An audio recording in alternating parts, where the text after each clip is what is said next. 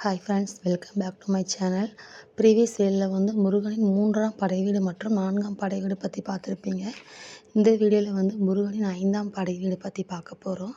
முருகனின் 5ஆம் படை வீடு திருத்தணி.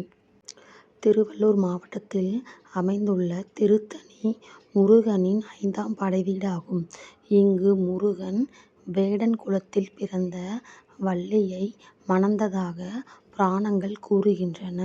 தன்னை சூழ்ந்த பக்தர்களுக்கு முருகன் நல்வாழ்வு, மன அமைதி வழங்கும் தலமாக திருத்தணி விளங்குகின்றது.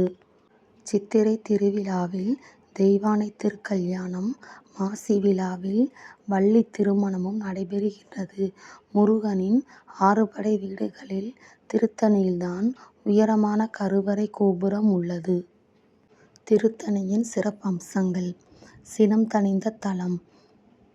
சூரபதுமனை வென்ற முருகன் தன் சினத்தை, அதாவது கோபத்தை தணித்து கொண்டு அமைதியாக அமர்ந்த இடமே திருத்தணி ஆகும். திருமணம்: முருகன் வேடர் குலத்தைச் சேர்ந்த வள்ளியை மணந்து கொண்ட தலம் இது. மலைக்கோயில்: திருத்தணி குன்றுதோறாடல் என்ற வகையில் மலை மீது அமைந்துள்ள அழகிய கோயில் ஆகும். இங்கு செல்ல 365 படிகள் உள்ளன. வழிபாடு: இத்தலத்தில் மட்டும் கந்தசஷ்டி விழாவின் போது சூரசம்ஹாரம் நடைபெறுவதில்லை. இங்கு முருகன் சூரனை வதம் செய்த பிறகு கோபம் தணிந்து வந்து அமர்வதால் சூரசம்ஹாரம் இங்கு நடைபெறவில்லை.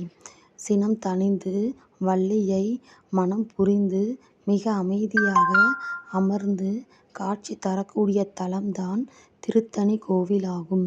இத்தலத்தில் முருக பெருமான் தன் இச்சா சக்தியாகிய வள்ளியம்மையை திருமணம் செய்து கொண்டு மகிழ்ந்து இனிது வீற்றிருப்பதுடன் இங்கு வரும் பக்தர்களுக்கு மகிழ்ச்சியையும் தந்தருள்கின்றார்.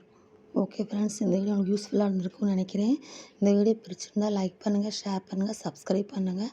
மறக்காமல் லைக் பண்ணுங்கள், கமெண்ட் பண்ணுங்கள். தேங்க்யூ ஃப்ரெண்ட்ஸ், பாய்.